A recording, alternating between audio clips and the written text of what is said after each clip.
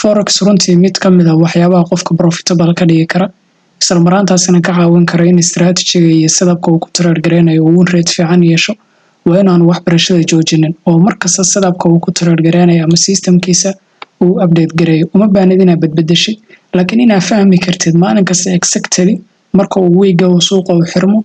inaad fahmi kartid waxa weeye weegi la soo dhaafay trade-yada qaatay maxaa ka khaldanaa maxaa ku saxsanaa waxyaabaha confirmation-ka ee waxa rule-kaaga xoojinay dhamaanina ma taqaanaa aad dib back test ugu sameeyso runtii oo wax barashada aad joojinin macnaha xataa hadaad weekly u sameyn karin inaad monthly u sameyso iminka hadda maalinkan waa Monday kaliya oo asbuuci la soo dhaafay waa 1 2 3 4 5 waa 6 trades way ila fiiri trade-kan waa win trade-kan waa TB trade-kan waa loss kan waa TB kan waa TB kan waa TB oo reintriya imagine dhamaantoodna waa arkaysaa 127 bib 77 bib trade-kan waa 99 bib 124 bib 121 bib 121 bib yani 156 bib imagine haddana waa Monday oo kaliya sidaas oo tahay asbuuci la soo dhaafay suuqa aad baa naga noogu xumaa haddana sidaas oo tahay waxa arkaysaa Monday kaliya inay intaas oo trade markaan dib back testing u sameeyay ka soo saaray arinta ku baraarujinaya waxay tahay back testing ka joogto insha Allah maanta iyo bari oo suuqa u xiran yahay back testing uga faa'iideyso